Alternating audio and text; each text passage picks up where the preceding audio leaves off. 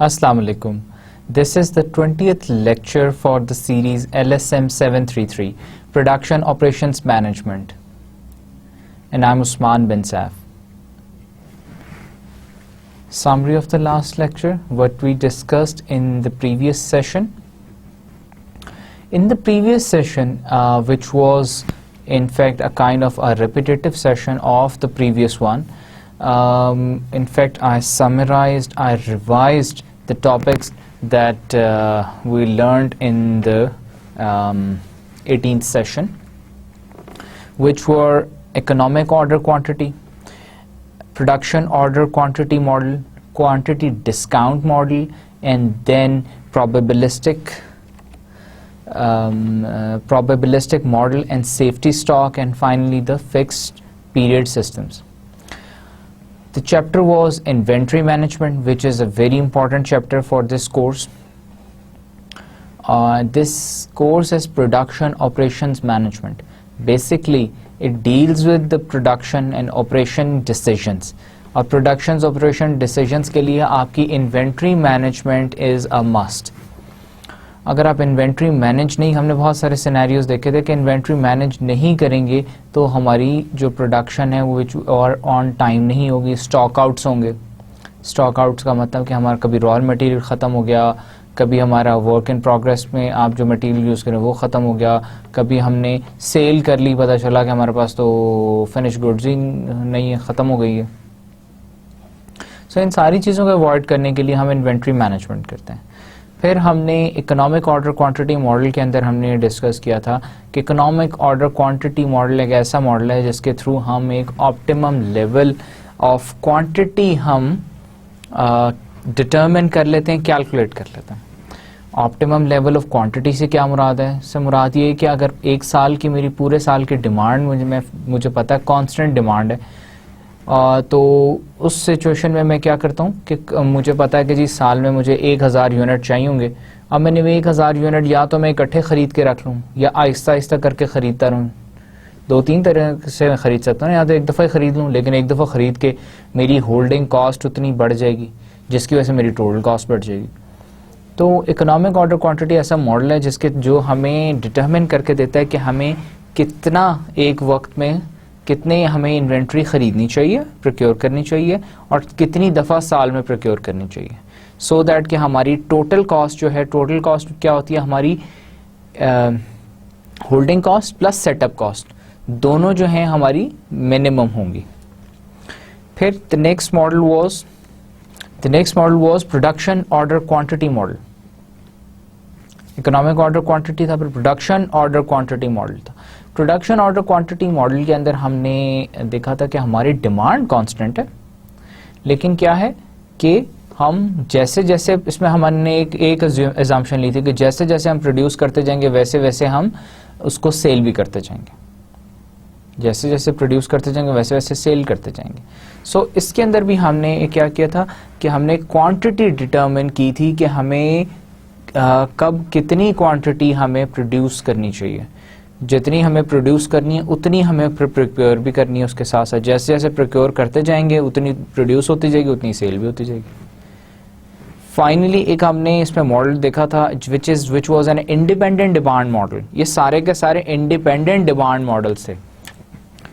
हमने demand models दो तरह के देखे थे, कि इंडिपेंडेंट और एक डिपेंडेंट. डिपेंडेंट डिमांड मॉडल वो था जिसकी एक कमोडिटी की या एक इन्वेंट्री यूनिट जो है वो डिपेंडेंट थी, जिसकी डिमांड दूसरे इन्वेंट्री यूनिट के ऊपर.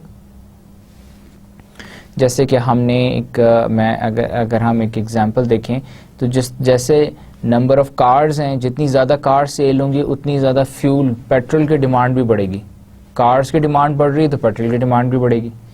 लेकिन जब हम यहाँ पे इसको डिस्कस कर रहे हैं तो हम इंडिपेंडेंटली कर रहे हैं, हम देख रहे हैं इंडिपेंडेंट डिमांड देख रहे हैं कि हम ये कंसिडर कर रहे हैं कि कार्स की सेल बढ़ने से पेट्रोल की डिमांड पे कोई फ़र्क नहीं पड़ रहा. So quantity discount model. Quantity discount model के अंदर हमने डिस्कस किया था कि when we purchase more quantity we get discount on the price of the commodity. हम डेली देखते हैं कि आप किसी स्ट्रीट हॉकर के पास या आप किसी सब्ज़ी वाले के पास ही चले जाएं, आप उससे कहते हैं कि मुझे आम ख़रीदने हैं। वो कहता है जी एक किलो आम जो है वो 250 रुपए का। आप कहते हैं यार अगर मैं 5 किलो ख़रीदूँ तो कहेगा कि जी मैं आपको 200 रुपये के हिसाब से दे दूँगा। तो दैट मीन्स कि आपको 50 रुपीज़ पर केजी वो डिस्काउंट दे रहा है, 50 रुपीज़ पर केजी डिस्काउंट दे रहा है। बट सिंस मैं अब वो 5 किलो आम ला के मैं घर पे रख लूँ, अब मैं घर पे रखूँगा, घर पे मेरे पास रखने की जगह नहीं, मेरे फ्रिज में इतनी जगह नहीं कि 5 किलो आम आ जाएं। खाऊंगा तो मैं 1 किलो खा लूँगा, 2 किलो जब 5 दिन में खा लूँगा, 6 दिन में खा लूँगा। लेकिन अब अगर मैं अकेला रह रहा हूँ, एक ही बंदा हूँ, मैं फैमिली के साथ नहीं रह रहा, तो मैं 5 किलो आम ला के करूँगा क्या? 5 किलो आम ला के रखने की का मतलब है कि मेरी होल्डिंग कॉस्ट बढ़ रही है, वो आम ख़राब हो जाएंगे, आम ख़राब होंगे और मुझे फेंकने पड़ेंगे, तो मेरी वो पैसे वेस्ट हो रहे हैं। ब्रेकेज, पिलफ्रेज भी कहते हैं, वो सारी चीज़ें, उसकी वजह से मेरी सेटअप होल्डिंग कॉस्ट बढ़ रही है। अब ला के रखने के लिए मेरे पास जगह नहीं है, रखने के लिए अगर मैं कोई और इंतज़ाम करता हूँ मेरी सेटअप कॉस्ट बढ़ रही है, और अगर मैं नहीं फिर भी खा पाता तो मेरी होल्डिंग कॉस्ट बढ़ रही है। सो कंपनीज में भी ऐसे ही होता है कि आपको आप इन्वेंट्री बाय करते हैं। इन्वेंट्री अगर आप लार्ज नंबर में परचेज करते हैं, प्रोक्योर करते हैं, तो आपको लार्ज डिस्काउंट्स मिलते हैं। लेकिन आपको अपनी होल्डिंग कॉस्ट, अपनी सेटअप कॉस्ट के हिसाब से आपने अपना डिस्काउंट एडजस्ट करना होता है कि ठीक है मैं डिस्काउंट भी अवेल करूं, लेकिन मैं उतनी चीज़ खरीदूं जितनी के मैं यूज़ कर सकता हूं, जितनी चीज़ पे मेरी सेटअप कॉस्ट या होल्डिंग कॉस्ट मेरी जो है वो मिनिमाइज रहे। इस सिचुएशन में हमने टोटल कॉस्ट का फॉर्मूला देखा था कि holding cost plus setup cost plus product cost. अब और हमने कहा था कि there is a trade off between the product cost and the holding cost. अगर प्रोडक्ट कॉस्ट को मिनिमाइज करते हैं, ज़्यादा खरीदेंगे तो कम प्राइस देनी पड़ेगी, लेकिन उतनी हमारी होल्डिंग कॉस्ट बढ़ जाएगी। तो कुछ हम होल्डिंग कॉस्ट को मिनिमाइज कर लेते हैं, कुछ प्रोडक्ट कॉस्ट को मिनिमाइज कर लेते हैं, एक ऑप्टिमम लेवल हम एक क्वांटिटी हम डिटरमिन कर लेते हैं, इकोनॉमिक क्वांटिटी डिटरमिन कर लेते हैं from the quantity discount model. और वो हमें बताता है कि अगर हम इतने इन्वेंट्री खरीद लें तो हमें इतना डिस्काउंट इस पे मिल जाएगा, लेकिन साथ साथ हमारी होल्डिंग कॉस्ट भी मिनिमाइज होगी। इसका मतलब हमारी टोटल कॉस्ट भी मिनिमाइज हो रही हो। ये 3 मॉडल्स थे इंडिपेंडेंट डिमांड के, जिसमें हमने कहा था कि हमारी डिमांड कांस्टेंट है। फिर हमने देखा था एक probabilistic model and safety stock. हमने कहा कि ठीक है, अब अगर हम कहते हैं कि जी हमारी डिमांड, पहले तो हमें पूरे साल की डिमांड पता था, कांस्टेंट डिमांड थी, अब कहते हैं हमारी डिमांड वेरिएबल है, फिर क्या करेंगे? अगर डिमांड वेरिएबल है, डिमांड आपकी लेट्स सपोज सीजनल प्रोडक्ट है, आपकी इस सीज़न में कम है, अगले सीज़न में ज़्यादा है, आपको पता नहीं अगले सीज़न में कितनी ज़्यादा होनी है। बहुत ज़्यादा गर्मी पड़ गई तो ज़्यादा एसी एयर कंडीशनर सेल हो जाएंगे, अगर कम गर्मी पड़ी तो कम एयर कंडीशनर सेल होंगे। सर्दियों में एयर कंडीशनर्स बिल्कुल सेल नहीं होंगे, सर्दियों में हीटर सेल होंगे, गर्मियों में हीटर सेल नहीं होंगे। तो अब आप इसकी कांस्टेंट डिमांड, आपको ये तो आप अंदाज़ा तो ठीक है लगा सकते हैं कि पिछले साल के डेटा से कि पिछले साल अगर 100 एयर कंडीशनर सेल हुए थे तो इसका मतलब है कि इस साल भी 100 अगर हम कहें तो दैट इज़ कांस्टेंट डिमांड। लेकिन सिंस एयर कंडीशनर्स की डिमांड कांस्टेंट नहीं है, क्योंकि डिपेंड्स कि आपकी एनवायरनमेंट, आपके कितनी गर्मी पड़ती है या गर्मी नहीं पड़ती। किसी सीज़न में ऐसे वो गर्मी के सीज़न में बहुत ज़्यादा गर्मी पड़ी ही नहीं, एयर कंडीशनर्स की ज़रूरत ही नहीं पड़ी, तो एयर कंडीशनर्स की सेल फ्लैट हो जाएगी, डाउन हो जाएगी। अब आप क्या करते हैं? आप प्रोबेबिलिटी के थ्रू आप कैलकुलेट कर लेते हैं क्वांटिटी कि कितनी आपने रीऑर्डर पॉइंट क्या होना चाहिए कि कब आप एसीज आप जो हैं अपनी इन्वेंट्री खरीदें। दैट मीन्स कि आप ये तो डिटरमिन कर सकते हैं ना कि अगर गर्मी बहुत ज़्यादा होगी तो प्रोबेबिलिटी है कि एसीज इतने % उसकी डिमांड बढ़ जाएगी, एयर कंडीशनर्स की डिमांड बढ़ जाएगी। गर्मी मॉडरेट होगी तो उसकी प्रोबेबिलिटी ये होगी एयर कंडीशनर्स की सेल की, गर्मी कम होगी तो उसकी प्रोबेबिलिटी ये होगी। तो according to the probability what do you do, आप क्या करते हैं, सेफ्टी स्टॉक कैलकुलेट कर लेते हैं। एक तो रीऑर्डर पॉइंट है, रीऑर्डर पॉइंट आपका होता है पिछले साल की आपने उससे देख लिया कि जी हमारी इतनी डिमांड है, उसके बाद आपका सेफ्टी स्टॉक, सो दैट के, और सेफ्टी स्टॉक जब आप डिटरमिन करते हैं तो उसमें एक और इंपॉर्टेंट चीज जो है that is the lead time. Why lead time is important, because what is actually lead time, lead time is कि you place your order and you receive your order, तो इसके बीच वाला जो टाइम इसे लीड टाइम कहते हैं। तो safety stock हम according to your lead time, according to your demand आप उसको कैलकुलेट कर लेते हैं, सो दैट कि आपका जो रीऑर्डर पॉइंट होता है उसमें तो एक क्या होता है, एक डिमांड होती है और एक सेफ्टी स्टॉक होता है, ताकि इन केस आपकी लेट्स सपोज आप देख रहे हैं कि इस समर्स में एयर कंडीशनर्स की डिमांड 50 यूनिट्स है, आप क्या करते हैं जब एयर कंडीशनर्स ऑर्डर करते हैं तो आप +20 करके ऑर्डर करते हैं, 20 is your safety stock. That means कि 50 अगर मेरी इस सीज़न की डिमांड है तो, और लेट्स वो ज़रा सी गर्मी ज़्यादा पड़ी और 10-15 ज़्यादा सेल हो गए, लेकिन 10-15 सेल होंगे तो you will be earning profit on those 15 air conditioners, लेकिन उन 15 एयर कंडीशनर पे एक्स्ट्रा होल्डिंग कॉस्ट भी तो पे कर रहे हैं। लेकिन अगर आप वो 15 एयर कंडीशनर्स आपके पास नहीं है, आप सिर्फ 50 ऑर्डर करते हैं, तो 50 के बाद आपके पास स्टॉक आउट हो जाएगा, तो स्टॉक आउट की कॉस्ट भी है, अपॉर्चुनिटी कॉस्ट भी है कि आप नहीं बेच पा रहे, आप अर्न नहीं कर रहे। सो ये हमने कैलकुलेशंस देखी थी। फिर हमने देखा था fix period systems. Fix period systems हमने कहा था कि हम क्वांटिटी डिटरमिन कर लेते हैं, उसके बाद इज अ फिक्स पीरियड। अभी तो हमने रीऑर्डर पॉइंट्स हमने कैलकुलेट किए थे प्रोबेबिलिस्टिक में, हमने उसके बाद हमने उससे बाकी भी जो इंडिपेंडेंट डिमांड मॉडल्स थे उसमें भी हमने क्वांटिटी कैलकुलेट कर ली थी कि इतनी क्वांटिटी हमें रिक्वायर्ड है इतने टाइम में, और उसके बाद हमें साल में इतनी दफ़ा हमने ऑर्डर प्लेस करना है। प्रोबेबिलिटी मॉडल के अंदर हमने देखा था कि रीऑर्डर पॉइंट हम कैलकुलेट कर लेते हैं कि जैसे हमारे इतना हमने इतने पे हमारे पास स्टॉक आ जाए फिर हम रीऑर्डर कर लेते हैं। फिक्स पीरियड सिस्टम्स के अंदर फिक्स्ड है। इसका सबसे बड़ा नुकसान ये है कि इसके अंदर इसमें स्टॉक आउट होने के बहुत ज़्यादा चांसेस हैं। लेट्स अगर सपोज अगर हमने फिक्स पीरियड सिस्टम हम कहते हैं कि हमने साल में 4 दफ़ा ऑर्डर करना है, एवरी क्वार्टर हम एक ऑर्डर प्लेस करेंगे, तो अगर आपके पास पहले मंथ में ही आपके पास जो है स्टॉक आउट हो जाता है, आपका सारा स्टॉक ख़त्म हो जाता है, इन्वेंट्री ख़त्म हो जाती है, या आपने ज़्यादा प्रोड्यूस कर लिया, रॉ मटेरियल आपने थोड़ा ख़रीदा, आपने फर्स्ट क्वार्टर आपका ख्याल था कि फर्स्ट क्वार्टर में मैं 100 यूनिट्स प्रोड्यूस करूंगा, उसके लिए रॉ मटेरियल आपने 100 यूनिट्स का ख़रीदा, लेकिन आपने फर्स्ट मंथ में ही 100 यूनिट्स आपने कंज्यूम कर लिए, 100 यूनिट्स आपने प्रोड्यूस कर लिए, तो आपके पास फिर जो बाकी के 2 मंथ्स हैं वो आपके लीन मंथ्स हैं, उसके अंदर आप प्रोड्यूस कर ही नहीं सकेंगे, क्योंकि आपने जो नेक्स्ट ऑर्डर प्लेस करना है वो फिक्स पीरियड पे करना है, आपने आफ्टर 3 मंथ्स ही आप नेक्स्ट ऑर्डर प्लेस कर सकते हैं, फिर उसका लीड टाइम भी होगा। So this discussion was about inventory management, and let's come on to the next chapter, which is aggregate planning. आज हम देखेंगे aggregate planning क्या होती है, और the agenda for this session is कि हम सबसे पहले एक Anheuser-Busch एक कंपनी है, और दो कि ये कंपनी बियर बनाती है, और which is in terms of Pakistan is not a very good case study to discuss, but why did I brought this case study is this company is among the top 100 companies of the world.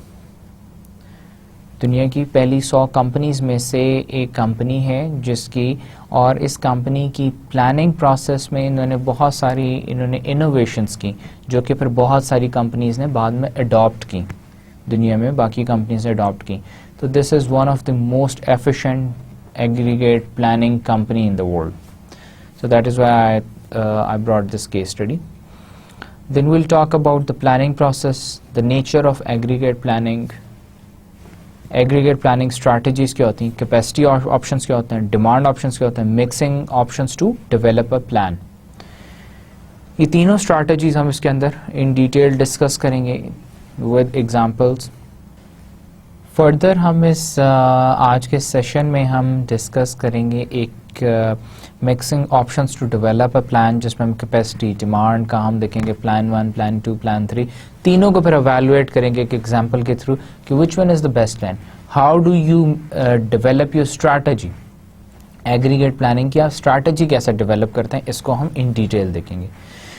Further the agenda for this session, methods for aggregate planning, methods हैं जिसमें हम graphical methods को हम briefly discuss करेंगे। Basically graphical method है, mathematical approaches है, और फिर comparison of aggregate planning methods है, जिसमें ग्राफिकल और मैथमेटिकल को दोनों को हम आपस में कंपेयर करते हैं और उसके बाद हम उसके अंदर स्ट्रैटेजी डिवाइस करते हैं।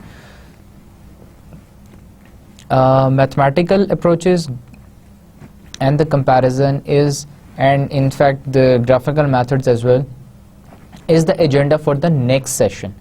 आज के सेशन में सिर्फ हम ग्राफिकल को ब्रीफली हम ओवरव्यू करेंगे, तो will carry on with this chapter in the next session. So let's start the chapter. The chapter is aggregate scheduling or aggregate planning as well. Anheuser-Busch. Anheuser-Busch produces nearly 40% of the beer consumed in the US. 40%. Matches fluctuating demand by brand to plant, labor and inventory capacity to achieve high facility utilization. High facility utilization requires meticulous cleaning between the batches, effective maintenance, efficient employee and facility scheduling. इनकी जो सबसे इस company का जो innovation है, इस company की जो सबसे बड़ी इनकी सक्सेस है, that is these 3 factors, high facility utilization factors, which one of them is meticulous cleaning. Basically beer है, बियर मैन्युफैक्चर करते हैं, बैचेस में करते हैं, एक बैच उन्होंने मैन्युफैक्चर किया, उसके बाद फिर अगला बैच, उसके बाद अगला बैच, तो बिटवीन द बैचेस अपनी जो मशीनरी है, अपने जो उनके बॉयलर्स हैं, उनकी cleaning, effective maintenance of their factory equipment, और उसके बाद एफिशिएंट एम्प्लॉय और फैसिलिटी स्केजुलिंग कि जब बैचेस में प्रोडक्शन हो रही है तो अब क्या करते हैं कि ये अब एम्प्लॉयज़ तो देखें, जब प्रोडक्शन नहीं हो रही तब एम्प्लॉयज़ की ज़रूरत नहीं, कुछ एम्प्लॉयज़ को ले ऑफ करना पड़ता है, कुछ को डेली वेजेस पे रखना पड़ता है, तो ये प्लानिंग कि किसको कब रखना है सो दैट कि हमारी टोटल कॉस्ट, हमारी लेबर कॉस्ट भी ना बढ़े, फिर फैसिलिटी कब कैसे यूज़ करनी है, जब लीन टाइम में बियर प्रोड्यूस नहीं हो रही तो ये फैसिलिटी कैसे यूज़ करनी है, इसकी जगह हम क्या और प्रोडक्शन कर सकते हैं, इसी तरह एम्प्लॉयज़ को कैसे एंगेज रखना है। सो ये वो स्ट्रैटेजीज हैं जिसकी वजह से this company is one of the top 100 actually balance sheet wise top 100 company in the world. Product focused facility with high fixed cost. High utilization requires effective aggregate planning of the 4 basic strategies of production, stages of production. Selection and delivery of raw materials, brewing process from milling to aging, packaging, distribution. सबसे पहले तो selection and delivery of raw materials. Raw material select करना, raw material को अपने purchase करना, उसको लेके आना, उसके बाद फिर ब्रूइंग प्रोसेस उनका मिलिंग टू एजिंग है, फिर उसके बाद पैकेजिंग और उसके बाद distribution. So Anheuser-Busch, why were they successful? Why were they successful? इनकी aggregate planning was the best. अब जब हम एग्रीगेट प्लानिंग कहते हैं, एक तो हो गई लेबर प्लानिंग हो गई, एक मटेरियल्स प्लान हो गया, फैसिलिटी प्लान हो गई, इन सारी चीज़ों को मिला के जब हम इकट्ठा कहेंगे तो हम एग्रीगेट प्लान कहेंगे, जिसके अंदर हमारी लेबर को भी हमने स्केड्यूल बना दिया कि ये लेबर कब आएगी, कैसे काम करेगी, कौन कौन किस शिफ्ट में काम करेगा, ये सारी आपकी प्लानिंग होगी, क्या पेमेंट स्केड्यूल्स होंगे, फिर उसके बाद आपका मटेरियल्स का कौन सा मटेरियल का परचेज करना है। हम इसके बाद जो नेक्स्ट चैप्टर है it is about the material planning, वो भी देखें कि हम मटेरियल प्लान को भी आप इसके अंदर शामिल कर लें। उसके बाद आप देख लें अपने एम्प्लॉयज़ को, उसके बाद अपनी फैसिलिटी को, फैसिलिटी की मेंटेनेंस, उसकी ऑपरेशंस, ये सारी चीज़ें। So they planned it so well that the company became so efficient. Now aggregate planning determine the quantity and timing of production for the immediate future. It actually determines the quantity and timing of production for immediate future. आप planning किस चीज़ की करते हैं? Production, time of production और quantity, कितना produce करना है, कब प्रोड्यूस करना है, इसकी प्लानिंग आप करते हैं। Objective is to minimize cost over the planning period by adjusting. और एग्रीगेट जो प्लानिंग होती है उसका, एग्रीगेट प्लानिंग का पर्पस क्या है? एग्रीगेट प्लानिंग का पर्पस ये है कि जी आपने प्रोडक्शन प्लान करनी है, कब करनी है, कैसे करनी है, ठीक है, और कितनी करनी है प्रोडक्शन, और उसको आप प्रोडक्शन को मैनेज कैसे करते हैं? Through production rates, labour rates, inventory levels, overtime work, subcontracting rates, other controllable variables. ये सारे वो वेरिएबल्स हैं जिनको आप क्या करते हैं? मिनिमाइज करते हैं, सो दैट कि आपकी टोटल कॉस्ट मिनिमाइज हो। आप चीज़ों को प्लान कर लेते हैं, आप चीज़ों को प्लान इस तरह से करते हैं, प्लान करते हैं, इन वेरिएबल्स को प्लान करते हैं सो दैट कि इनको मिनिमाइज किया जाए, जिसकी वजह से आपकी टोटल कॉस्ट मिनिमाइज होगी। और आप फिर उसका प्रोडक्ट क्या होता है कि आपके पास एक स्केड्यूल आ जाता है कि आपने कब कितनी क्या चीज़ प्रोड्यूस करनी है। This is what aggregate planning is. Required for aggregate planning a logical overall unit for measuring scales and output. Her variable को मेजर करने के लिए एक हमारे पास स्केल या आउटपुट होनी चाहिए कि हम उसको कैसे, अगर हम किसी वेरिएबल को मेजर नहीं कर सकेंगे तो हम उसको रिड्यूस कैसे कर सकेंगे या क्वांटिफाई कैसे करेंगे। A forecast of demand for an intermediate planning, हमारे फोरकास्ट होनी चाहिए। Method of determining cost, cost को हम कैलकुलेशन मेथड्स होने चाहिए। A model that combines forecast and cost so that scheduling decision can be made for the planning period. और एक model हमारे पास एग्रीगेट प्लानिंग के लिए ज़रूरी है कि हमारे पास एक मॉडल हो जो कि हमारी कॉस्ट और हमारी फोरकास्ट, कॉस्ट और फोरकास्ट, फोरकास्ट क्या है? हमारी डिमांड, कि हमने नेक्स्ट मंथ में क्या प्रोड्यूस करना है, कितना प्रोड्यूस करना है, और उस पर क्या कॉस्ट आएगी। अब हमारे हमें कॉस्ट भी पता है, हमें डिमांड भी पता है, तो इन दोनों को हमने कैसे मैनेज करना। That is what aggregate planning is. Planning process. अब प्लानिंग प्रोसेस जब हम कहते हैं हमने प्लान करना है, तो प्लानिंग प्रोसेस कहाँ से शुरू होता है? प्लानिंग प्रोसेस हमारा शुरू होता है सबसे नीचे, आप आ जाए रिस्पॉन्सिबिलिटी, एक्स एक्सिस पे देखें responsibility, planning, task and horizon. Responsibility सबसे पहले आती है ऑपरेशन मैनेजर्स पे, सुपरवाइजर्स पे, फोरमैन्स पे, जो एक्चुअली प्रोडक्शन में काम करते हैं। और वो क्या करते हैं? शॉर्ट रेंज प्लान बना के देते हैं, 3 महीने के, अगले 3 महीने का प्लान बना के देते हैं कि जी 3 महीने में हमारी इतनी डिमांड है, इतनी कॉस्ट होगी, हमने कैसे प्लान करना है, वो अपना प्लान्स बनाते हैं। फिर order, job scheduling, dispatching, over time, part time help, ये सारी चीज़ें ये प्लान करके देते हैं। उसके बाद सीनियर ऑपरेशंस मैनेजर आ जाते हैं जो क्या करते हैं? इंटरमीडिएट रेंज प्लान्स, वो 3 महीने से 18 महीने तक के प्लान्स बनाते हैं। सेल्स प्लानिंग करते हैं, वो सेल्स की प्लान बनाते हैं। Production planning, budgeting, setting employment, inventory, subcontracting levels, analyzing operating plans, वो ये सारी की सारी चीज़ें जो हैं अब वो सीनियर मैनेजर्स करें। उसके बाद टॉप एग्जीक्यूटिव्स आ जाते हैं, वो क्या प्लान्स बनाते हैं? वो लॉन्ग रेंज प्लान्स बनाते हैं, साल, 1 साल से ज़्यादा, 2 साल, 3 साल, 5 साल, 5 साल में कंपनी ने क्या मूव करना है, कैसे नया इक्विपमेंट ख़रीदना है, क्या रिसर्च एंड डेवलपमेंट करनी है, न्यू प्रोडक्ट प्लान्स क्या हैं, कैपिटल इन्वेस्टमेंट क्या है, फैसिलिटी, लोकेशन, एक्सपेंशन, ये सारे के सारे डिसीजंस टॉप एग्जीक्यूटिव्स लेते हैं। इस टेबल में आपने एक चीज़ रियलाइज़ की कि ये जो येलो पार्ट है, येलो पार्ट के सामने रेड पार्ट। अब रेड पार्ट और येलो पार्ट जो है वो एग्जैक्टली एक दूसरे के सामने थोड़ा सा डिफरेंस है। डिफरेंस का मतलब है कि येलो और उसके ऊपर पर्पल, येलो और पर्पल जो है दोनों कंट्रीब्यूट कर रहे हैं रेड को, फिर पर्पल और ब्लू दोनों कंट्रीब्यूट कर रहे हैं मैरून को, और उसके बाद ब्लू वाला जो है वो है ब्लूइश ग्रे जो है वो उसको नेवी ब्लू को कर रहा है कंट्रीब्यूट। इसका मतलब ये सारे रोल्स ओवरलैपिंग है। जो ऑपरेशंस सबसे जूनियर लेवल है ऑपरेशंस मैनेजर वाला या फोरमैन वाला, वो सिर्फ अपने शॉर्ट रेंज प्लान्स और इन चीज़ों को या ऑपरेशन प्लानिंग, ये सारी वो 3 मंथ्स तक की वो करते हैं। जो ये 3 मंथ्स की जो शॉर्ट रेंज प्लान्स हैं, इसको सीनियर ऑपरेशन मैनेजर्स भी देख रहे हैं और जूनियर ऑपरेशन मैनेजर्स भी देख रहे हैं, फोरमैन भी देख रहे हैं। अब सीनियर ऑपरेशन मैनेजर्स उसके बाद इंटरमीडिएट प्लान्स बना रहे हैं और जो टॉप एग्जीक्यूटिव्स हैं वो भी इंटरमीडिएट प्लान्स को कंट्रोल कर रहे हैं, देख रहे हैं। उसके बाद जो लॉन्ग रेंज प्लान्स हैं वो सिर्फ टॉप एग्जीक्यूटिव्स की रिस्पॉन्सिबिलिटी है।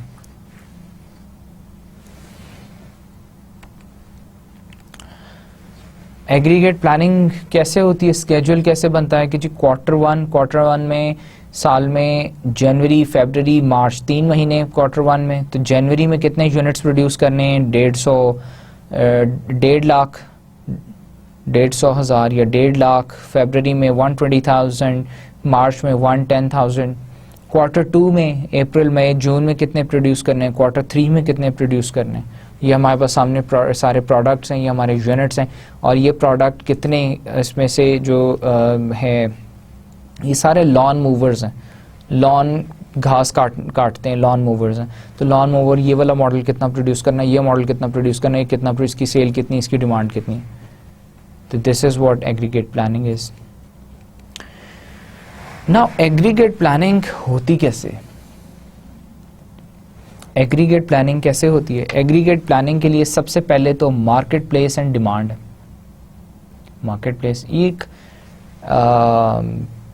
प्रोडक्शन फैसिलिटी है, असेंबली लाइन की या एक मोटर कंपनी की एक एग्जांपल है।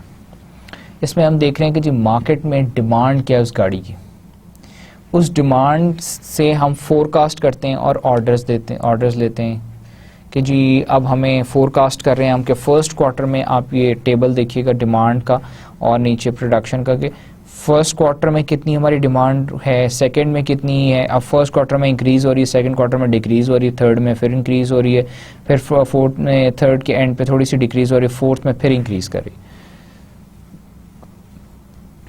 हमारे पास फोरकास्टेड डिमांड्स हैं, उस फोरकास्टेड डिमांड्स के अकॉर्डिंगली हम अपनी इन्वेंट्री या अपना मटेरियल प्लान करते हैं और मटेरियल ऑर्डर करते हैं। फिर क्या होता है कि डिमांड के साथ फिर हम प्रोडक्ट का डिसीजन लेते हैं और ये हम साथ इसके अंदर चैप्टर्स भी मेंशन्ड हैं। जैसे जैसे हमने डिमांड फोरकास्ट का चैप्टर पढ़ चुके हैं, 4 है, प्रोडक्ट डिसीजन का चैप्टर 5 था। फिर प्रोडक्ट डिसीजन है, प्रोडक्ट डिसीजन कहाँ से हमारे पास आता है, रिसर्च एंड टेक्नोलॉजी से। प्रोडक्ट के बाद प्रोसेस प्लानिंग एंड कैपेसिटी है, तो प्रोसेस प्लानिंग कैपेसिटी के बाद हमारे पास एग्रीगेट प्लान है, प्रोसेस का, प्रोडक्ट का, डिमांड फोरकास्ट का, मार्केट प्लेस का, इन सारों के हमने मिला के हमने एग्रीगेट प्लान बनाया प्रोडक्शन का। फिर सप्लाई चेन है हमारे पास, इन्वेंट्री सप्लाई चेन के हम इन्वेंट्री रॉ मटेरियल ख़रीद रहे हैं, उससे भी हमारे पास फिगर आ जाती है, उसके भी हमारे पास हमें पता है कब हमारा मटेरियल पहुंचेगा, कब हम प्रोडक्शन स्टार्ट कर सकते हैं, उसके अकॉर्डिंगली हम अपना प्लान टेलर करते हैं कि जब हमारा मटेरियल पहुंचेगा तो हम प्रोडक्शन स्टार्ट कर सकते हैं। फिर उस दिन से हम अपनी प्रोडक्शन स्केड्यूल बनाते हैं या प्लान बनाते हैं। फिर इसी तरह इन्वेंट्री ऑन हैंड कि हमारे पास इन्वेंट्री इस वक्त कितनी फिनिश्ड गुड्स हैं। फिर हम कहते हैं कि एक्सटर्नल कैपेसिटी, एक्सटर्नल कैपेसिटी में हम देखते हैं कि हमारे जो सब कॉन्ट्रैक्टर्स हैं, क्या चीज़ हमें खुद बनानी चाहिए, क्या चीज़ हम अपने किसी कॉन्ट्रैक्टर से बनवा लें, ये भी डिसीजन आप लेते हैं एग्रीगेट डिमांड में, एग्रीगेट प्लान में। तो आप एग्रीगेट प्लान, फिर एग्रीगेट प्लान के बाद आपका वर्क फोर्स भी है कि वर्क फोर्स आपको कितनी रिक्वायर्ड होगी उसके और कितनी आपके पास अवेलेबल है, इसका भी आप फिर प्लान करते हैं कि कब किसको हायर करना है। और उसके बाद फिर आपके पास मास्टर प्रोडक्शन स्केड्यूल बन जाता है या आपके पास मटेरियल रिक्वायरमेंट प्लानिंग आप स्केड्यूल बनाते हैं और फिर उसके बाद डिटेल वर्क स्केड्यूल्स बनाते हैं और आप अपनी प्रोडक्शन स्टार्ट करते हैं। So this is an overall process के how aggregate planning works. Combines appropriate resources into general terms, part of a larger production planning system. Disaggregation breaks the plan down into greater detail. Disaggregation results in a master production schedule. Now, what does it do? Aggregate planning या aggregate plan या aggregate schedule हमें क्या करता है? एक तो combine करता है resources को, हमें लेबर, मटेरियल, ये सारी रिसोर्सेज का इकट्ठा हम प्लान बना लेते हैं। फिर हम दिस पार्ट, उसको जो हमारा प्लान होता है वो एक हमारे लार्जर प्लान का हिस्सा होता है। लार्जर प्लान का हिस्सा का मतलब है कि एक तो हम प्लान है एग्रीगेट प्लान बना रहे हैं इमीडिएट हम अपनी प्रोडक्शन के लिए, हमने नेक्स्ट मंथ जो प्रोडक्शन स्टार्ट करनी है इमीडिएटली जो करनी है, एक फिर हमने पूरे साल का भी प्लान देख रहे हैं उसका भी पार्ट होता है वो। फिर डिसएग्रीगेशन, डिसएग्रीगेशन का मतलब है कि हम जो एग्रीगेट, हमारा एक एग्रीगेट प्लान है ना, एग्रीगेट का मतलब है सम या हमारा टोटल जो एक प्लान है, टोटल प्लान के अंदर हमारी मटेरियल भी आ जाता है, हमारी लेबर भी आ जाती है, हमारे बाकी भी प्रोडक्शन के सारे फंक्शंस आ जाते हैं कि, और हम एक टोटल प्लान बनाते हैं कि जी इस दिन मटेरियल पहुंच जाएगा और इस दिन से इतने हम लेबर हमारे पास अवेलेबल है, इतनी हम और हायर कर लेंगे और इस दिन से इतनी प्रोडक्शन स्टार्ट हो जाएगी। नाउ जब हमारे उसके अंदर जो कंपोनेंट्स, अगर हम उसको इस एग्रीगेट प्लान को डिसएग्रीगेट कर दें, ब्रेक डाउन कर दें, तो हमारे पास अलग से लेबर प्लान भी है जो कि हमें इन डिटेल बताएगा कौन सी लेबर, कौन सा एम्प्लॉय, कौन सा सुपरवाइजर, कौन कब अवेलेबल हो, मटेरियल कौन से मटेरियल हमारे पास ऑन हैंड इन्वेंट्री में है, कौन से हमने और ऑर्डर कर दिए हैं, लीड टाइम क्या, कब पहुंचेंगे, कब हम प्रोडक्शन स्टार्ट कर सकते हैं। यूज इन्वेंट्रीज, अब स्ट्रैटेजीज क्या है aggregate planning strategies. Use inventories to absorb changes in demand, हम क्या कहते हैं इन्वेंट्री लेवल से हम डिटरमिन करते हैं अपनी demand. accommodate changes by varying workforce size, use part-timers, overtime, idle time to absorb changes, use subcontractors, maintain a stable workforce, change prices or other factors to influence demand। अब aggregate planning की strategies क्या है। Aggregate plan को आप देखें plus या minus, जब हम क्या कहते हैं, हम यूजुअली बात करते हैं चीज़ों में कि इस चीज़ को प्लस कर लेते हैं, माइनस कर लेते हैं, बढ़ा लेते हैं, कम कर लेते हैं। एग्रीगेट प्लान को या स्केड्यूल को हम कैसे बढ़ा सकते हैं, कैसे कम कर सकते हैं, थ्रू ये 4 फैक्टर्स हैं। वर्कफोर्स साइज, अब हम कहते हैं अगर हमने डिमांड बढ़ा ली तो डिमांड बढ़ाने से हमारे वर्कफोर्स उसको भी बढ़ाना पड़ेगा। फिर हमारे पास पार्ट, और उसको हम कैसे बढ़ा सकते हैं, हम पार्ट टाइमर्स जो हम हायर कर सकते हैं, ओवर टाइम दे सकते हैं, आइडल टाइम को, ये सारी कॉस्टिंग भी हम उसमें ऐड कर सकते हैं। फिर हम वो कुछ चीज़ें हैं जो कि हम खुद करने के बजाय, हम कुछ प्रोडक्शन जो हमारे पास फंक्शंस हैं वो खुद करने के बजाय हम सब कॉन्ट्रैक्टर को दे देते हैं। इसी तरह प्राइसेस से हम अपनी डिमांड को भी मैनेज कर लेते हैं। So these are the strategies which are used in aggregate planning or aggregate scheduling. Now coming to capacity options. Capacity options, changing inventory levels. अभी हमने बात की, हम aggregate planning से अपनी capacity बढ़ा सकते हैं, capacity कम कर सकते हैं। capacity बढ़ाने का मतलब है कि हमारा inventory level बढ़ जाएगा। Increase inventory in low demand periods to meet high demand in the future। हम क्या करते हैं, कैपेसिटी ऑप्शन क्या होती है कि हम अपनी कैपेसिटी बढ़ा लेते हैं। कैसे, जब लो डिमांड पीरियड है। लो डिमांड पीरियड का मतलब है इस वक्त अगर किसी कार की डिमांड 50 यूनिट्स अ मंथ है तो हम क्या करते हैं इस मंथ में ज़्यादा 100 प्रोड्यूस कर लेते हैं, सो दैट कि जब नेक्स्ट मंथ डिमांड बढ़ेगी तो हम वो 50 कार्स नेक्स्ट मंथ सेल कर सकेंगे। या इन्वेंट्री हमने जहाँ 50 गाड़ियों के लिए हमने पार्ट्स मंगवाने थे, हम 150 गाड़ियों के लिए मंगवा लेते हैं, सो दैट कि जो हमारे पास इन्वेंट्री बच जाएगी अगले महीने यूज़ हो जाए। इंक्रीज से हमारी कैपेसिटी बढ़ जाएगा, अगले महीने हम ईजिली जो हैं 100 गाड़ियाँ एक्स्ट्रा प्रोड्यूस कर सकेंगे क्योंकि हमारी कैपेसिटी ऑलरेडी बढ़ गई होगी, इन्हेंस हो गई होगी। Increases cost associated with storage, insurance, handling, obsolescence and capital investment 15% to 40% हम तक capital investment जो हम reduce कर सकते हैं। Cost जो है हम इसकी है increase भी कर सकते हैं, storage की हमारी, insurance की, handling की हमारी increased capacity की वजह से ये भी बढ़ सकती है, हम कम भी कर सकते हैं। Shortages can mean lost sales due to long lead times and poor customer service। ये हमने लास्ट लेक्चर में भी इसको डिस्कस किया था। Varying workforce size by hiring और layoffs.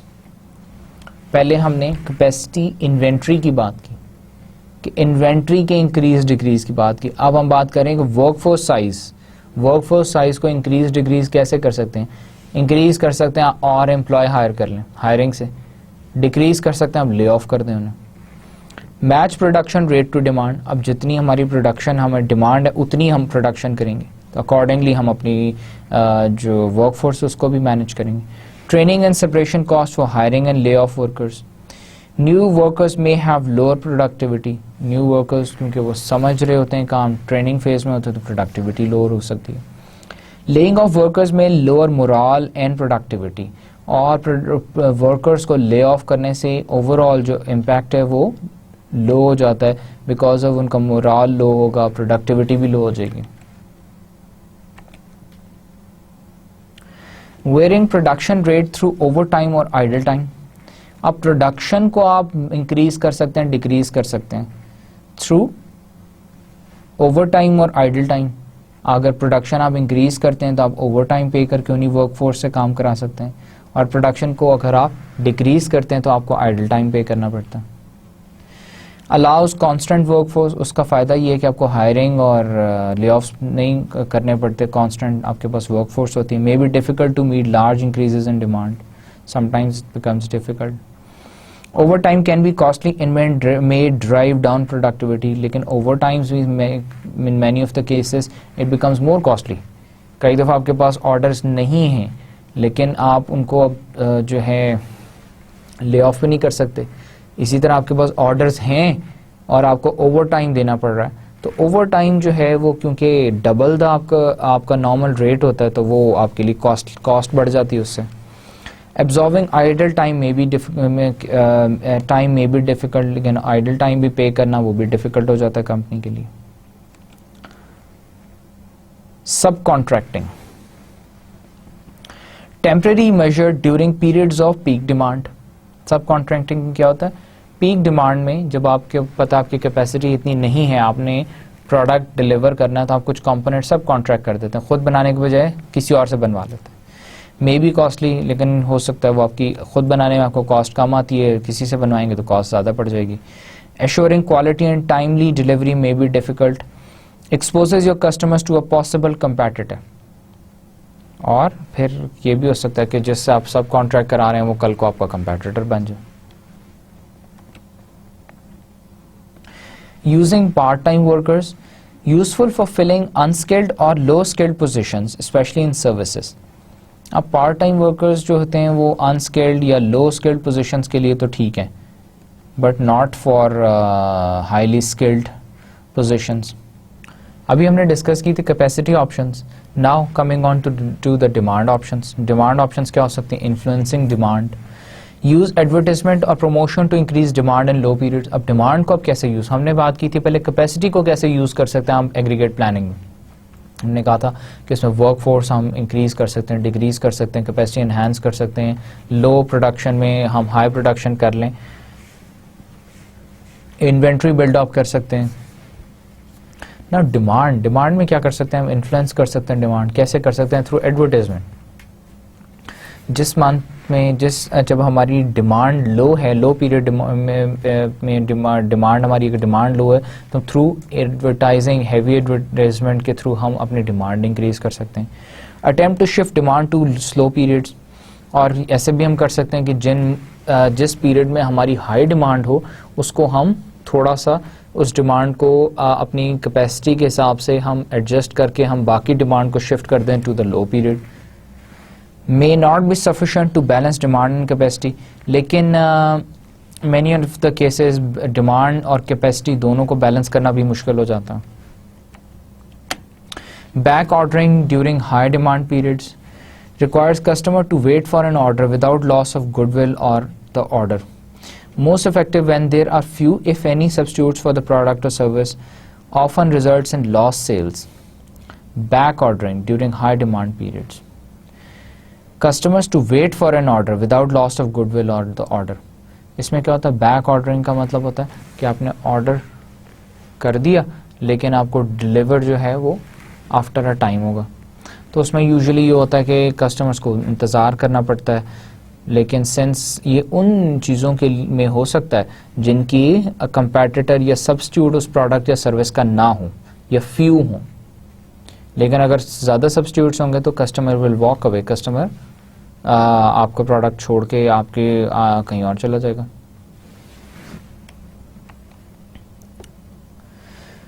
Counter seasonal product and service mixing.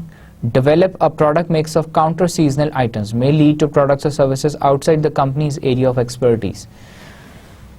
Counter-seasonal कि आपका कंपनी का लेट्स सपोज अगर फ्रूट्स की कंपनी है और सीजनल उसके पास प्रोडक्ट्स हैं, समर्स के अंदर मैंगो है तो आप कोई और उसके आप other than the business operation कोई और आप काउंटर सीजनल प्रोडक्ट के अंदर भी आप अपना आपको एक्सपैंड कर लें सो दैट कि इन द विंटर टाइम अगर आप उस वक्त आपके मैंगो तो प्रोडक्शन हो नहीं रही, मैंगो प्रोड्यूस नहीं हो रहा, तो आप कुछ और जो है अपनी वर्क फोर्स को कहीं और यूटिलाइज कर सकें, डिमांड किसी और चीज़ की क्रिएट कर सकें।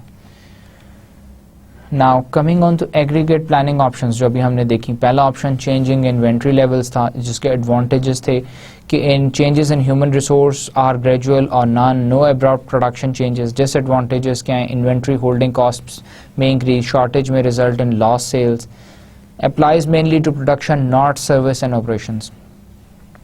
फिर हमने एक और कैपेसिटी की हमने देखी थी varying workforce size by hiring और ले ऑफ्स, जिसका avoid the cost of other alternatives. इसका एडवांटेज ये hiring, layoff and training cost में भी सिग्निफिकेंट, डिसएडवांटेज ये है कि उसकी कॉस्ट बढ़ जाती है। फिर used where size of labour pool is large.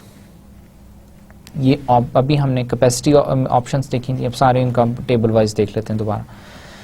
Varying production rates through overtime और आइडल, ये भी एक हमारी प्लानिंग स्ट्रैटेजी ऑप्शन है। तो इसमें क्या है, एडवांटेज क्या है कि matches seasonal fluctuations without hiring और ट्रेनिंग कॉस्ट। डिसएडवांटेज क्या है, overtime premiums, tired workers may not meet demand, allows flexibility within the aggregate planning. Varying production rates through overtime और idle time, overtime से आपके जो हैं workers जो हैं वो थक जाते हैं, may not meet demand, overtime premiums बहुत ज़्यादा बढ़ जाते हैं। सब कॉन्ट्रैक्टिंग का एडवांटेज ये कि permits flexibility and smoothing of the firms output, loss of quality control, reduced profits, loss of future business, applies mainly in the production setting. Using part-time workers is less costly and more flexible than full-time workers. This is the advantage. Disadvantage क्या, high turnover. Part-time workers की वजह से high turnover, एक employ आ रहा है part time कर रहा है, जा रहा है, फिर कुछ दिन बाद कोई और आ गया, वो छोड़ के चला गया, एक और आ गया, ट्रेनिंग कॉस्ट बढ़ जाती है उससे, क्वालिटी सफर, स्केड्यूलिंग डिफिकल्ट हो जाती है। Good for unskilled jobs in areas with large temporary labour pools. Influencing demand, अब हम डिमांड के ऑप्शंस देखते हैं, पहले हमने कैपेसिटी के देखे। ट्राइज टू, इसका एडवांटेज क्या, ट्राइज टू एक्सेस कैपेसिटी, इन डिमांड के इन्फ्लुएंस करने से हमारी कैपेसिटी एक्सेस होती है। Discounts draw new customers. Uncertainty in demand, hard to match demand to supply exactly, this is the disadvantage. Creates marketing ideas, overbooking used in some businesses. Back ordering may avoid overtime, keep capacity constant. Overtime उसमें इसका advantage है कि आपको overtime पे नहीं करना पड़ता, constant capacity होती है। कस्टमर, और डिसएडवांटेज क्या, customer must be willing to wait but goodwill is lost. Customer must be willing to wait, लेकिन अब वो कस्टमर अगर विलिंग नहीं होगा तो नहीं वेट करेगा, लेकिन आपकी गुडविल फिर भी डिस्ट्रॉय हो रही है, रिड्यूस हो रही है, लो हो रही है। Counter seasonal product and service mixing, fully utilized resources allows stable workforce. This is the advantage, and disadvantage may require skills or equipment outside the firm's area of expertise. Risky finding products or services with opposite demand patterns. अब opposite demand patterns के साथ आपको counter seasonal में आपको ये होता है कि आपने जैसे एक सीज़न के अंदर आपने एक जॉब, एक आपने ऑपरेशंस आपने कंडक्ट कर लिए, अब अगले सीज़न में अगर लीन सीज़न है आपके वो नहीं है, आपने तो उसका काउंटर ढूंढना प्रोडक्ट का और फिर उसको सेल करना, that is a difficult job. जैसे कि हमने फ्रूट की भी एग्जांपल ली थी, उसमें मैंगो वाले उसमें तो हो सकता है कि मैं आपके समर सीज़न है, समर में समर के फ्रूट्स हैं और विंटर में विंटर के फ्रूट्स हैं, दोनों का आप काउंटर कर रहे हैं, एक दूसरे फ्रूट्स जो हैं, समर के फ्रूट्स, विंटर के फ्रूट्स, दोनों प्रोडक्ट्स एक दूसरे को काउंटर कर रहे हैं, लेकिन अदर सिचुएशंस में, बिजनेस ऑपरेशंस में ये मुश्किल हो जाता है।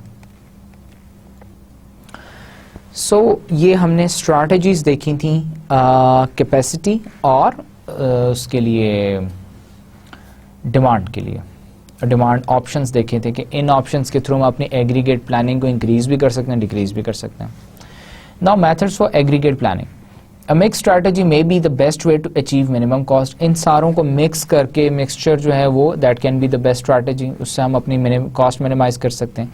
There are many possible mix strategies. Finding the optimal plan is not always possible. Mixing options to develop a plan. Chase strategy. Match output rates to demand forecast to each period. Output rate और forecasted demand को आप match करने की कोशिश करते हैं कि आपकी इस महीने की इतनी फोरकास्ट डिमांड है और इतनी आपकी ऑलरेडी आउटपुट है, तो डिमांड को इंक्रीज़ करके, डिमांड को डिक्रीज़ करके या आउटपुट को इंक्रीज़ डिक्रीज़ करके आप डिमांड और आउटपुट को मैच कर लेते हैं। वेरिंग वर्कफोर्स लेवल और very production rate favoured by many service organisations, और ऑर्गेनाइजेशंस जो हैं वो उसको फेवर करती हैं। लेवल स्ट्रैटेजी, पहली थी चेज स्ट्रैटेजी, दूसरी है लेवल स्ट्रैटेजी। ये स्ट्रैटेजीज आपको you should understand them well and they are important. ये यूज़ होती हैं सारी की सारी स्ट्रैटेजी एग्रीगेट प्लानिंग में। Level strategy, daily production is uniform. Level strategy में क्या यूनिफॉर्म आपकी प्रोडक्शन है। इन्वेंट्री और आइडल टाइम एज बफर, उसको आप एज अ बफर आप as a safety stock use करते हैं। Stable production leads to better quality and productivity.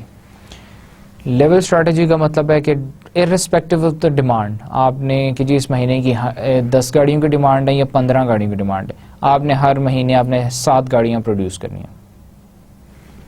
Some combination of capacity options, a mix strategy might be the best solution.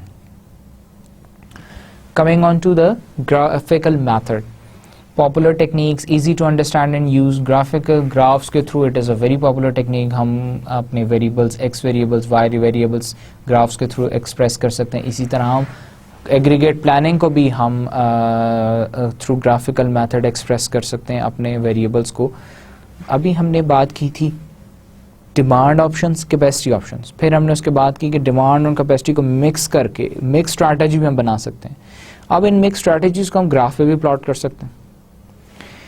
Easy to understand and use, trial and error approaches that do not guarantee an optimal solution। Optimal solution तो नहीं होता, but हम near हम एक economic plan बना सकते हैं। Require only limited computations। सब और इसका तरीका क्या है? Determine the demand for each period। Her period की, जैसे अब आपके quarter wise है ना, एक साल के अंदर 4 quarters हैं, तो हर quarter की demand अब determine कर लें। Determine the capacity for regular time, overtime, contracting each period. Find labor cost, hiring and layoff cost, and inventory holding cost. Then consider company policy on workers and stock levels. Develop alternative plans and examine their total cost. This is the method। ये सारे steps हैं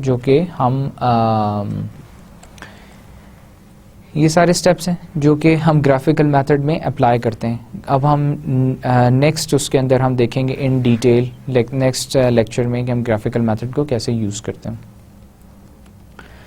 अब एक हम इसकी example देख लेते हैं।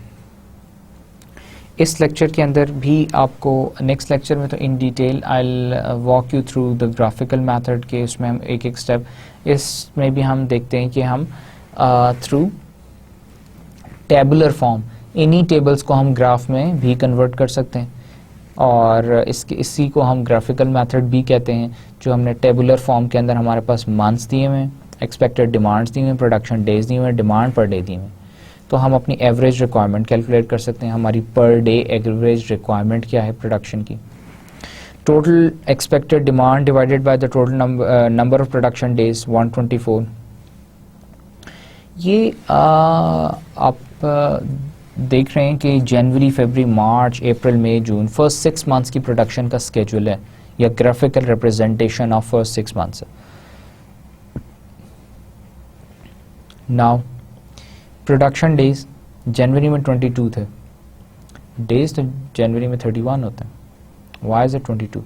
बिकॉज बाकी आपकी हॉलीडेज होती हैं, वीकेंड्स होती हैं, वो निकाल के आप सिर्फ अपने एक्चुअली जिन दिनों में प्रोडक्शन हो रही होती है वो आप प्रोडक्शन डेज लेते हैं। तो ये आपके पहले 6 महीने में 124 दिन है। अभी हमने कैलकुलेट की थी कि ये इस ग्राफ में आप देखें, this is called the graphical method. This is the graphical method. इससे पहले हमने इसकी कंप्यूटेशंस कर ली, कंप्यूटेशन हमने कर ली, हमने एवरेज रिक्वायरमेंट भी निकाल ली। अब उसको हम ग्राफ पे प्लॉट कर लेते हैं। अब ग्राफ पे कैसे प्लॉट कर लेते हैं कि हमने देखा कि हमारी पहले तो फोरकास्टेड डिमांड क्या थी, हर महीने की हमारे पास फोरकास्टेड डिमांड ऑलरेडी है, जनवरी की, फरवरी की, मार्च, ये सारी आपके उसके ऊपर आपने प्लॉट कर ली।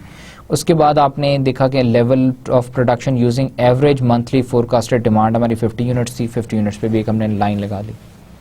सो प्रोडक्शन रेट्स पर वर्किंग डे वाई एक्सिस पे और नंबर ऑफ वर्किंग डेज आपके और मंथ्स जो हैं वो एक्स एक्सिस पे।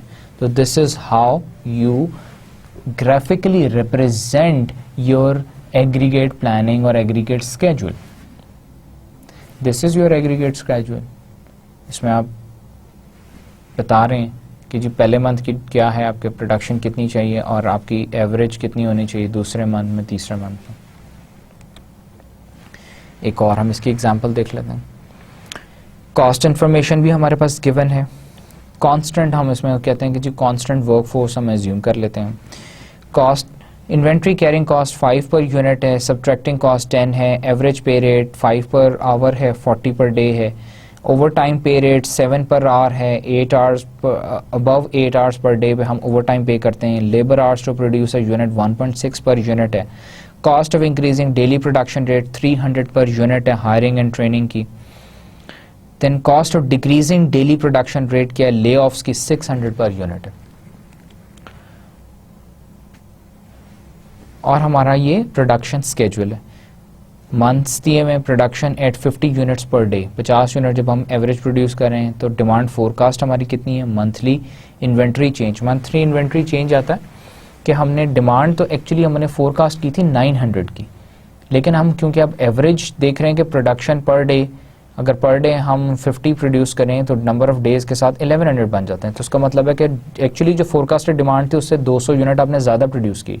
तो उसका मतलब है कि आपने 200 जब ज़्यादा प्रोड्यूस किए तो एंड पे महीने में आपकी देखें, हम इस वक्त ये कंसिडर करें कि जितनी डिमांड हमारी जितनी डिमांड उतनी सेल है। अब हमने कहा फोरकास्टेड डिमांड जनवरी में 900 थी तो 900 के 900 यूनिट्स हमारे सेल हो गए, तो बच कितने गए, एंडिंग इन्वेंट्री 200 बच गई। इसी तरह फरवरी में हमारी डिमांड, फरवरी में हमारी जो थी प्रोडक्शन थी 900 यूनिट्स थी, डिमांड 700 थी, फिर 200 बच गए। अप्रैल में देखें, अप्रैल में हमारी प्रोडक्शन थी 1050 और फोरकास्टेड डिमांड कितनी थी 1200 यूनिट, तो हमारी -150 आ गया। तो ये आपके एंडिंग इन्वेंट्री में टोटल होता रहता है, ऐड होता रहता है, माइनस होता रहता है। तो आफ्टर 6 मंथ्स हमारे पास 1850 यूनिट्स बच जाएंगे। Total units inventory carried over from 1 month to the next कितने, एंड 6 मंथ्स के बाद अगले जो 7th मंथ में हमारे पास 1850 यूनिट्स हैं जो कि हमारे पास कैरी फॉरवर्ड होंगे। Workforce required to produce 50 units per day, 10 workers हैं। 50 यूनिट पर डे अगर हमने प्रोड्यूस करना है तो उसके लिए हमें वर्कफोर्स कितनी रिक्वायर्ड है, 10 वर्कर्स चाहिए। तो हमारे पास इन्वेंट्री कैरिंग कॉस्ट कितनी आएगी, 1850 यूनिट इंटू 5 पर यूनिट, तो 9250। क्योंकि हमारे पास 1850 यूनिट हमने एक्सेस 1850 यूनिट हमने एक्सेस प्रोड्यूस कर लिए। तो जब 1850 यूनिट हमने एक्सेस प्रोड्यूस किए तो हमारे पास कैरिंग कॉस्ट 9250 आ गई। Regular time labour 10 worker 40 hours a day, 124 days जो हैं 49,600। 10 वर्कर काम करेंगे तो हम 50 पर डे प्रोड्यूस कर सकते हैं, और 40 पर डे उनका वो है वेज है, और 124 डेज हैं तो हमारे पास 49,600। अदर कॉस्ट हमारे पास ओवर टाइम हायरिंग वो नहीं है, तो 58,850 हमारी टोटल कॉस्ट है। अब अगर हम नेक्स्ट इसी एग्जाम्पल को हम इसको प्लॉट करते हैं तो cumulative level production using average monthly forecast requirement, reduction of inventory. अब 6200 यूनिट्स हमने इसके अंदर प्रोड्यूस किए, ठीक है। This is the example number 2। इसमें हमने 6200 यूनिट्स प्रोड्यूस किए। एक्सेस इन्वेंट्री है हमारे पास। हमने जो एंड के ऊपर अभी ग्राफ देखा था वो इसी का ग्राफ था जिसके अंदर हमने कहा था कि ये production at 50 units per day थी। 50 यूनिट्स पर डे, इसको अगर हम टोटल करें तो हमारे पास 6200 यूनिट्स आ जाते हैं। 6200 यूनिट्स आ गए और 6200 यूनिट्स हमने प्रोड्यूस किए, और हमारी एक्चुअली जो डिमांड थी इसमें देखिए कि हमने एक्सेस इन्वेंट्री हमने प्रोड्यूस कर ली। एक्सेस कितनी प्रोड्यूस हुई? 1850 हमने एक्सेस कर ली। नेक्स्ट एग्जांपल देखते हैं। इसमें हमारे पास मंथ्स दिए हुए, expected demand, production days, demand per day दी हुई है। अब हम सब कॉन्ट्रैक्टिंग की तरफ जा रहे हैं। अब हम सब कॉन्ट्रैक्टिंग की तरफ, पहले हम क्या कर रहे थे? कांस्टेंट वर्कफोर्स थी हमारे पास। एक ऑप्शन हमारे पास कांस्टेंट वर्कफोर्स का था, जिससे हमने प्लस माइनस करके अपना एग्रीगेट स्केड्यूल बना के देखा था। अब हम सब कॉन्ट्रैक्टिंग से देखते हैं। मिनिमम रिक्वायरमेंट क्या है? 38 यूनिट्स पर डे है। तो मिनिमम रिक्वायरमेंट क्या है? 38 यूनिट। एवरेज, पहले हमने एवरेज देखा था, मिनिमम लेवल प्रोडक्शन देखिए। तो इसमें अब देखें कि हमारी फोरकास्टेड डिमांड है, ये ग्राफिकल रिप्रेजेंटेशन है इसकी। फोरकास्टेड डिमांड तो ब्लू लाइन में शो है, और जो डॉटेड लाइन है मैरून वाली, ये हमारी बता रही है कि मिनिमम इतने 38 यूनिट्स जो हैं पर डे प्रोड्यूस होने चाहिए हर महीने में। कॉस्ट इन्फॉर्मेशन है हमारे पास। कैरिंग कॉस्ट 5 पर यूनिट है, सब कॉन्ट्रैक्टिंग कॉस्ट 10 पर यूनिट है। एवरेज पे रेट 5 पर आवर है, $40 पर डे, 8 घंटे का एक दिन होता है। Overtime pay rate after 8 hours के 7 पर आवर है।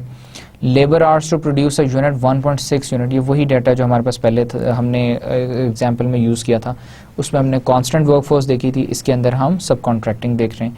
अब cost of increasing daily production rate $300 है, और cost of decreasing daily production rate, lay off, hiring और ट्रेनिंग और ले ऑफ 600 पर यूनिट है। In house production 38 units per day, 124 days, तो हमारे पास 4712 यूनिट्स आ जाता है। 4712 यूनिट्स आ जाता है। पिछली हमने एग्जांपल से देखा कि हमारे पास टोटल प्रोडक्शन कितनी आई थी? 6200 यूनिट्स थी। 6200 यूनिट्स थी। अब हम कहते हैं अगर हम, और हमने कहा कि जी 38 यूनिट्स पर डे हमने प्रोड्यूस करने हैं, 124 दिन है, तो कितने यूनिट्स हम खुद प्रोड्यूस करेंगे? 4712 यूनिट्स हम खुद प्रोड्यूस करें। 62 टोटल चाहिए, 4712 हम खुद प्रोड्यूस करें, बाकी के बच गए 1488 यूनिट्स जो हैं हम सब कॉन्ट्रैक्ट कर रहे हैं या बाहर से हम प्रोड्यूस करा रहे हैं। Now cost, regular time labour. Regular time labour जो हमारी क्या है? रेगुलर टाइम लेबर हमारी 4712 यूनिट्स को प्रोड्यूस करने के लिए हमारे पास हम पे कॉस्ट आएगी। 4712 यूनिट्स कौन से हैं? जो हमने इन हाउस प्रोडक्शन की है। 7.6 वर्कर्स चाहिए हमें 40 पर डे 124 डेज के लिए, तो हमारे पास आ जाता है 37,696। सब कॉन्ट्रैक्टिंग के इतना है 1488 यूनिट्स, 1488 यूनिट्स, और 10 पर यूनिट हमारे पास सब कॉन्ट्रैक्टिंग कॉस्ट थी। तो टोटल कॉस्ट हमारे पास आ गई 52,576। पहली कांस्टेंट वर्कफोर्स, दूसरे से हमारे पास आ गई सब कॉन्ट्रैक्टिंग। पहले कांस्टेंट वर्कफोर्स की हमारी कॉस्ट आ गई, दूसरी हमारी आ गई सब कॉन्ट्रैक्टिंग की कॉस्ट आ गई।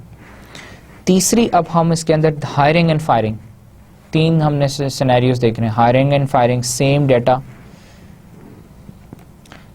सिर्फ इसमें production is equal to the expected demand. जितनी प्रोडक्शन हम उतनी ही करेंगे जितनी हमारी डिमांड होगी। इसका ग्राफ हम देखते हैं, हमारे पास उस फिर फोरकास्टेड ग्राफ आ गया। Now it is the same information that we had in the previous example. अब क्या हो रहा है? इसके अंदर हम आपको मंथ्स दिए हैं, ये हमने कैलकुलेशन डिटर्मिनेशन करनी है। मंथ्स दिए हुए, फोरकास्टेड यूनिट्स भी हमें दिए हुए, डेली प्रोडक्शन रेट भी दिया हुआ है। अब हमारे पास डेली प्रोडक्शन रेट दिया हुआ है, तो हम बेसिक प्रोडक्शन कॉस्ट कैलकुलेट कर सकते हैं। बेसिक प्रोडक्शन कॉस्ट क्या होती है? Demand into our into hours into hours per unit into basic rate.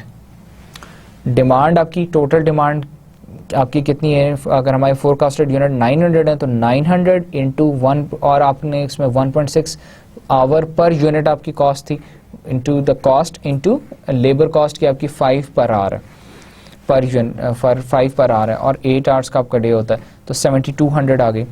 अब एक्स्ट्रा कॉस्ट ऑफ इंक्रीजिंग या प्रोडक्शन, हायरिंग कॉस्ट आपकी इसके अंदर कोई नहीं है, और एक्स्ट्रा कॉस्ट ऑफ डिक्रीजिंग या ले ऑफ कॉस्ट भी नहीं ना हो, तो 7200 यूनिट है। फरवरी में फोरकास्टेड यूनिट्स आपके पास इतने आ गए, उस आपके forecasted unit daily production rate मार्च में आ गए। अब कमिंग टू अप्रैल, अप्रैल में क्या है 1200 यूनिट्स हैं, 1200 यूनिट्स हैं। और ये स्केड्यूल आपने इससे पहले एक स्केड्यूल देखा था जिसमें आपने कहा था, और इससे ज़रा हम पीछे चलते हैं, इसको मैं रिलेट करना चाह रहा हूँ ताकि आपको बेहतर तरीके से समझ आ सके। ये देखें, ये वाला आपने देखा था इसके अंदर स्केड्यूल, और इसमें आपने कहा था कि जनवरी में क्या था, आप 200 यूनिट्स एक्स्ट्रा प्रोड्यूस कर रहे थे, फरवरी में 200 कर रहे थे, मार्च में 250 कर रहे थे। तो उसके बाद आप अप्रैल में 150 आपके कम प्रोड्यूस हो रहे थे, 400 आपके मई में कम प्रोड्यूस हो रहे थे, 100 आपके मई में और कम प्रोड्यूस हो रहे थे। तो अगर आप इसको यहाँ पे इसके साथ रिलेट करें, देखें कि आपने यहाँ पे क्या किया थे कि जनवरी में तो आपने प्रोड्यूस कर लिए 200 यूनिट ज़्यादा। उसके बाद जब आपने फरवरी में ज़्यादा प्रोड्यूस किए तो उसकी वजह से आपको कॉस्ट, आपके पास पिछले भी थे यूनिट्स थे, 200 एक्स्ट्रा प्रोड्यूस भी थे, और आपने फरवरी में भी और प्रोड्यूस कर लिए, तो आपकी डिमांड इतनी नहीं थी तो आपको ले ऑफ करने पड़े, तो आपकी ले ऑफ कॉस्ट आ गई। इसी तरह मार्च में ले ऑफ कॉस्ट आ गई। फिर आपकी अप्रैल में जाके हायरिंग करनी पड़ी क्योंकि आप यूनिट कम प्रोड्यूस कर रहे थे, आप यूनिट कम प्रोड्यूस कर रहे थे जो आपके डिमांड को मीट नहीं कर रहे थे, तो आपको और हायर करने पड़े। इसी तरह मई में और हायर करने पड़े, फिर जून में आपको दोबारा ले ऑफ करने पड़े। तो आपके पास टोटल कॉस्ट जो आ जाती है दैट कम्स टू 68,200। और 68,200 कैसे आती है, आपकी तमाम मंथ्स की टोटल कॉस्ट है। टोटल कॉस्ट आपने हर महीने की अलग अलग कैलकुलेट की, जिसमें आपने बेसिक प्रोडक्शन रेट और उसके अंदर हायरिंग और फायरिंग कॉस्ट आपने दोनों ऐड करके आपने टोटल कॉस्ट कैलकुलेट कर ली। अब अगर आप तीनों प्लान्स को कंपेयर करें, तो तीनों प्लान्स को आप कंपेयर करें तो प्लान 1 क्या था हमारा, जिसमें कांस्टेंट वर्कफोर्स थी। प्लान 2 क्या था, जिसके अंदर हमने कहा था कि हमारी, प्लान 2 को मैं दोबारा दिखा दूं एक दफ़ा, प्लान 2 था सब कॉन्ट्रैक्टिंग था। प्लान 2 वॉज सब contracting, the first one was the third one was hiring and firing, first one was constant workforce। अब अगर आप तीनों की टोटल कॉस्ट आपके पास आ गई, तीनों की टोटल कॉस्ट को आप कंपेयर करें आपस में, तो आपके पास क्या आता है, सब कॉन्ट्रैक्टिंग से आपके पास मिनिमम कॉस्ट आ रही है, टोटल कॉस्ट मिनिमम आ रही है, सब कॉन्ट्रैक्टिंग से टोटल कॉस्ट मिनिमम आ रही है आपके पास। और प्लान 1 में क्या था, आपके पास कांस्टेंट वर्कफोर्स थी, उसमें 58,850 थी, और आपके पास जब आपने सब कॉन्ट्रैक्टिंग की तो 52,576, और प्लान 3 में आपने हायरिंग फायरिंग की तो 68,200। तो plan 2 is the lowest cost option. तो आप क्या करेंगे, प्लान 2 को चूज करेंगे। Now we have come to the end of this session. In this session we discussed aggregate planning. What is aggregate planning? What is the process of aggregate planning? Nature of aggregate planning? Then the planning strategies. We discussed capacity options, demand options, और फिर capacity और demand को दोनों को mix करके mixing options to develop a plan. And then we discussed in detail the graphical method. And we discussed an example where we chose 3 scenarios in the first plan, जिसमें हमने कहा कि हमारे पास कांस्टेंट वर्कफोर्स है, दूसरे में हमने कहा कि हम सब कॉन्ट्रैक्ट कर दें, तीसरे में हमने कहा हायरिंग फायरिंग कर देते हैं। ये वही चीज़ें हैं जो कि हमने मिक्सिंग ऑप्शन में एग्रीगेट प्लान डेवलप करने के लिए देखी थी। और हमने देखा कि इसमें हमारे पास तीनों को जब हमने कंपेयर किया तो सबसे कम कॉस्ट जो है, टोटल कॉस्ट सबसे कम हमारी मिनिमाइज किस में हो रही थी, वो हो रही थी सब कॉन्ट्रैक्टिंग में। विल चूज सब कॉन्ट्रैक्टिंग और उसके ऊपर हम अपना एग्रीगेट प्लान फिर डेवलप करते हैं। So this is the end of this session. We'll continue with this chapter in the next session. Thank you very much.